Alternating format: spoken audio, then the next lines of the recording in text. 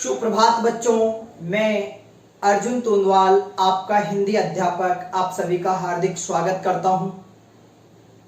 आज हम कक्षा 9 हिंदी विषय में अध्ययन जो करने वाले हैं वह है काव्य खंड का दूसरा पाठ। इससे पूर्व में हमने अध्ययन किया था कबीर के बारे में। कबीर का पाठ अपना समाप्त हो चुका है। उसके बाद जो अगला चैप्टर आता है हमारा वह आता है लल द्यद, जो आपके सामने यहां लिखा हुआ है। ये नाम है लिखने वाले का और इसी पाठ को हम इसमें पढ़ने वाले हैं जो है वाक। तो आपको बता दूं कि हमारा इस साल जो एनसीईआरटी का सिलेबस शुरू हो चुका है उसमें जो हमारा दूसरा चैप्टर है वह है लल द्यद, और इसके बारे में हम आज जो अपनी क्लास होगी उसमें सामान्य सा परिचय इनके बारे में देखेंगे। सभी बच्चों को सामान्य परिचय हमेशा याद होना चाहिए, क्योंकि जो हम परिचय पढ़ते हैं वह परीक्षाओं की दृष्टि से बहुत ही महत्वपूर्ण होता है और परीक्षाओं में यहां से प्रश्न निश्चित तौर पर बनकर आता है। तो आज हम किताब से और किताब के बाहर से भी कुछ ज्ञान लेते हैं। किताब में तो पूरा ज्ञान आपको मिलेगा ही, उसके साथ साथ बाहरी कुछ चीजें जो छूट जाती है वह भी मैं आपको बताऊंगा। तो आज हम लल द्यद का वास्तविक परिचय, सामान्य परिचय का अध्ययन करेंगे। सभी बच्चे ध्यानपूर्वक बोर्ड पर देखेंगे और सभी ध्यानपूर्वक अर्थ ग्रहण करने की कोशिश करेंगे। तो शुरुआत करते हैं लल द्यद का सामान्य सा परिचय। देखो, सबसे पहली बात तो यह आती है लल द्यद। आपके सामने ये पढ़ने में नहीं आएगा, मैं इसके टुकड़े करके लिख देता हूं। ये है लल द य द, लल द्यद बोल सकते हो आप इसको। जिस तरह से कबीर पढ़ते हैं, सूरदास पढ़ते हैं, तुलसीदास पढ़ते हैं, उसी तरह से आज हम इनको भी पढ़ने वाले हैं। तो आपको बता दूं इनका परिचय बहुत ही महत्वपूर्ण होगा, इसलिए सबसे पहले हम परिचय की बात करते हैं। देखो, सबसे पहला प्रश्न तो अपना इसको पढ़ते ही, शब्द को पढ़ते ही ये पता होना चाहिए ये लेखक है या लेखिका है, कवि है या कवयित्री है। तो सबसे पहले आपका कंफ्यूज दूर कर देता हूं, ये कवि नहीं है, कवयित्री है, अर्थात पुरुष नहीं है, महिला है, पहली चीज। तो हम बात करते हैं इनके परिचय की। पहली लाइन कश्मीरी संत कवयित्री है। जो लल द्यद है ये कश्मीरी संत कवयित्री है, कश्मीर में पैदा हुई थी। इनको अब संत की संज्ञा मिल चुकी है, इसलिए इनको हम कह सकते हैं कश्मीरी संत कवयित्री। ये एक ब्राह्मण किसान के परिवार में पैदा हुई थी, ब्राह्मण किसान के परिवार में पैदा हुई थी और इनका जन्म हुआ था सन 1320 ईस्वी में और इनकी मृत्यु हुई थी 1391 ईस्वी में। बहुत पुरानी लेखिका है। माध्यमिक शिक्षा बोर्ड की किताबों में जो आरबीएससी का पुराना सिलेबस था उसमें इस लेखिका का कहीं जिक्र नहीं था। अब हम एनसीईआरटी सिलेबस जो पढ़ रहे हैं, प्रथम बार हम इसका अध्ययन कर रहे हैं, तो सभी ध्यानपूर्वक देखेंगे। इनका जन्म 1320 ईस्वी में और इनकी मृत्यु हुई 1391 ईस्वी में। जो लेखिक ये कवयित्री है, ये कश्मीर में जो श्रीनगर स्थान है, श्रीनगर बहुत अच्छा स्थान है, वहां से लगभग 15 किलोमीटर की दूरी पर ही इनका गांव है और इनका जो गांव है उसका नाम है सिमपुरा गांव। सिमपुरा गांव जो कि पामपोर के पास में, पामपोर जिला है और वह कश्मीर में है। ठीक है, सिमपुरा गांव पामपोर कश्मीर में इनका जन्म हुआ है। कब? 1320 ईस्वी में और मृत्यु हुई है 1391 ईस्वी में। आगे बात करते हैं हम जीवन के बारे में। अगर इनकी बात करें तो किताबों में या बाहरी कहीं से भी हम इनके जीवन के बारे में अध्ययन करने की कोशिश करते हैं तो प्रामाणिक चीजें देखने को नहीं मिलती, अर्थात प्रामाणिक जानकारी नहीं है, क्योंकि इनके बारे में बहुत ही कम लिखा और पढ़ा गया हुआ है। चलो, छोटी सी उम्र में इनकी शादी हो गई थी और इनके पति का नाम था, वह था सोन पंडित। इनके पति का नाम क्या था? सोन पंडित। चलो आगे चलते हैं। जो लल द्यद है इनके उपनाम है, कश्मीर में बहुत ही प्रख्यात विख्यात कवयित्री है और कश्मीरी पंडितों की तो बहुत ही प्रसिद्धि का ये मान के चलो कि बहुत ही प्रसिद्ध कवयित्री कश्मीरी पंडितों की तरफ से है। तो वहां पर इनका उपनाम भी है, इनका उपनाम है लल्लेश्वरी, लला, ललारिफा और लल योगेश्वरी। इनके क्या क्या उपनाम हो गए? लल्लेश्वरी, लला, ललारिफा और लल योगेश्वरी। ओके, अब देखते हैं इनके काव्य शैली है जो वाक है। अब पहला अगला प्रश्न हमारा यहां क्लियर हो चुका है कि ललदद क्या है। इसको हमने टुकड़े करके, जिसको पढ़ा नहीं जा रहा था वो पढ़ चुके हैं। अब अगली बात करते हैं कि ललदद कवियत्री हो गई। अब ये वाक क्या चीज है? अच्छा, अपन ने हिंदी में पढ़ते हैं तो सूरदास के पद पढ़े हैं, बिल्कुल पढ़े हैं। हमने कबीर के दोहे पढ़े हैं। जायसी, पद्मावत या इनकी रचनाएं चौपाई में है, दोहा छंद है, ये सभी पढ़े हैं। Very good. तो कहने का मतलब यह है कि जिस तरह से हम कबीर के दोहे पढ़ते हैं, सूरदास के पद पढ़ते हैं, तुलसीदास की चौपाइयां पढ़ते हैं, उसी तरह ललदद के क्या पढ़ेंगे? वाक पढ़ेंगे। कहने का मतलब क्या है? जो ललदद हैं वह वाक लिखते हैं, ना कि दोहे लिखते हैं। अब अगली बात है कि लगभग इस कवियत्री के 200 से अधिक वाक हैं। लगभग 200, मान लो कि 200 लगभग इनकी क्या है? वाक है। अपनी जो पुस्तक है हिंदी कक्षा 9 हिंदी की जो पुस्तक है, इसमें जो दूसरा काव्यखंड का दूसरा पाठ है उसमें इनके 4 वाक दिए गए हैं। उन पर हम चर्चा करेंगे आने वाले वीडियो में। पर आज हम सामान्य सा परिचय इनके बारे में जानना जरूरी है। उन वाकों में क्या बताया गया है, इनका प्रसिद्धि का आधार क्या है, इनका जन्म मृत्यु के बारे में, इनके बारे में जानकारी करेंगे। तो इनकी काव्य शैली हो गई वाक, जो लगभग कितने वाक लिखे हुए हैं?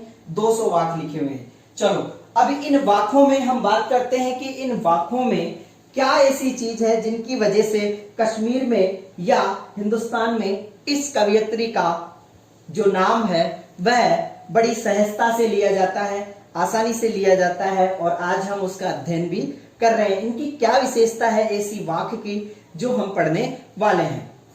तो पहली इनकी जो वाक्य की विशेषता है वो है जीवन से जुड़ाव मार्ग पर चलने की सीख दी गई है। इनके जो काव्य शैली जो वाक है, इनमें पहली चीज विशेषता क्या है? हमारे जीवन से जुड़ाव मार्ग पर चलने की सीख दी गई। कहने का मतलब यह है हमारे जीवन से संबंधित जो भी मार्ग है, हमारे जीवन से संबंधित जो मार्ग होगा जिस पर चलकर हम लक्ष्य को प्राप्त कर सकते हैं, उसी मार्ग पर चलने की राह ये बताते हैं। ठीक है। दूसरी चीज क्या है? इनके जो वाक हैं उनमें धार्मिक आडंबरों का विरोध किया गया है। इनके जो वाक हैं उनमें धार्मिक आडंबरों का विरोध किया गया है। किसी भी प्रकार के धर्म के पक्ष में और विपक्ष में कोई तर्क वितर्क नहीं किया गया है। कहने का मतलब धार्मिक आडंबरों का इन्होंने विरोध किया है। प्रेम को सबसे बड़ा माना है। इनकी जो रचनाएं हैं उनमें प्रेम का बहुत ही अत्यधिक मूल्य है। कहने का मतलब प्रेम का जो मार्ग है वह इनकी रचनाओं की विशेषता प्रकट करता है। आगे चलते हैं। आधुनिक कश्मीरी भाषा का प्रमुख स्तंभ कहा जाता है। अगर बात करें कश्मीरी भाषा की तो आधुनिक जो कश्मीरी भाषा है उसमें जो प्रमुख स्तंभ की मानी जाती है वह कवियत्री कौन सी है? शाबाश, ललदद। अब हम पाठ की तरफ चलते हैं। पाठ की शुरुआत में कुछ लाइनें दी हुई होती है, पाठ परिचय भी जिसे कहा जा सकता है। उस पाठ परिचय में क्या बताया गया है मैं बता देता हूं, क्योंकि जब तक हमें सामान्य कवि का परिचय और पाठ परिचय याद नहीं होगा या पाठ परिचय को हम जब तक नहीं समझेंगे तब तक कभी भी कोई भी पाठ हमारे को अर्थ और भावार्थ सहित सही ढंग से समझ में नहीं आएगा। तो हम बात करेंगे कि जो ये वाक हैं इसमें 4 वाक हैं। हमारी जो हिंदी कक्षा 9 की पुस्तक है इसमें 4 वाक कवियत्री के बताए गए हैं। उन 4 वाकों की अलग अलग विशेषताएं हैं, अलग अलग उनके बारे में बताया गया है। तो हम पहला जो वाक है उसमें क्या बताया गया है?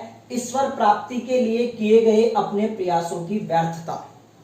जो ये लेखिका है ईश्वर को प्राप्त करने के लिए कई तरह के मार्ग अपनाती है, कई तरह से ईश्वर को प्राप्त करने की कोशिश करती है, मोक्ष प्राप्त करने की कोशिश करती है, परंतु इस कवियत्री को ईश्वर तक पहुंचने का कोई मार्ग नहीं मिलता है। तो पहला जो वाक है उसकी क्या विशेषता या प्रसंग के रूप में हम क्या लिखेंगे कि लेखिका या कवियत्री के द्वारा ईश्वर प्राप्ति के लिए किए गए अपने प्रयासों की व्यर्थता का वर्णन यहाँ पर किया गया है। जो कि हम आगे जब वीडियो पढ़ेंगे तो हम देखेंगे कि जो भी वाक दिए हुए हैं उनका हिंदी भावार्थ सहित अध्ययन करेंगे।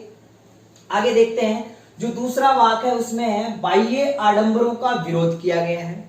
जो दूसरा वाक है उसमें क्या है, बाह्य आडंबरों का विरोध किया गया है। जो हम पहले विशेषताओं में पढ़ चुके हैं, धार्मिक आडंबरों का विरोध या बाह्य आडंबरों का विरोध, बात एक ही है। धार्मिक, बाह्य आडंबर, किसी भी तरह के आडंबर है उनका विरोध यहाँ पे किया गया। तथा क्या बात बताई गई है, अंतःकरण के समभावी होने पर मनुष्य चेतना की व्यापकता बढ़ती है। हमारे अंतःकरण के समभावी का मतलब होता है समान भाव रखने वाले मन के होने के कारण। हमें ऐसा नहीं है कि किसी के साथ अलग भाव रखना है, किसी के साथ अलग भाव रखना है, या ऊंच नीच ऐसा भाव नहीं रखना है।